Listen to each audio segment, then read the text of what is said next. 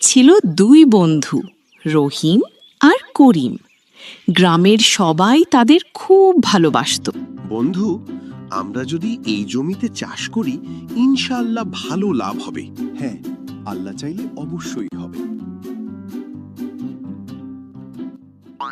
করিম সকাল থেকে সন্ধ্যা পর্যন্ত কঠোর পরিশ্রম করতে লাগল।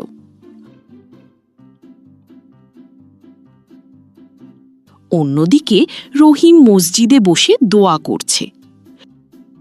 হে আল্লাহ, আমাদের ফসল ভালো করে দাও। দেখো বন্ধু, কি সুন্দর চারা উঠেছে। সবই আল্লাহর রহমত। কয়েক মাস পর তাদের মাঠ সোনালী ফসলে ভরে গেল। বাজারে ধান বিক্রি করছে, অনেক টাকা পেল। আমি অনেক পরিশ্রম করেছি, তাই আমার অংশ বেশি হওয়া উচিত। কিন্তু আমি আল্লাহর কাছে দোয়া করেছি, আল্লাহর রহমত ছাড়া কি এসব সম্ভব ছিল? শেষে তারা গ্রামের এক জ্ঞানী মুরব্বির কাছে গেল। আমি তোমাদের একটা পরীক্ষা দেব।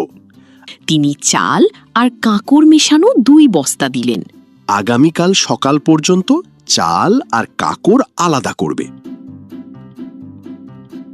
রহিম নামাজ পড়ে দোয়া করছে, তারপর সে ঘুমিয়ে পড়ে। অন্যদিকে করিম বাতি জ্বালিয়ে বসে আছে। করিম ধীরে ধীরে চাল বাছাই করছে, চোখে ঘুম, তবুও কাজ করছে।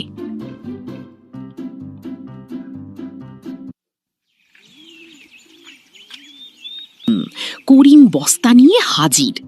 অনেকটা চাল আলাদা করা হয়েছে। মুরব্বি খুশি হয়ে মাথা নাড়েন। রহিম নিজের বস্তা খুলে দেখে সব আগের মতোই আছে। রহিম লজ্জা পেয়ে মাথা নিচু করে। আল্লাহ আমাদের হাত দিয়েছেন কাজ করার জন্য, শুধু দোয়া করলেই হবে না, পরিশ্রমও করতে হবে। মানুষের জন্য তাই আছে যার জন্য সে চেষ্টা করে। সূরা আন-নাজম ৩৯। এরপর থেকে তারা দোয়ার সাথে কঠোর পরিশ্রমও করতে লাগলো।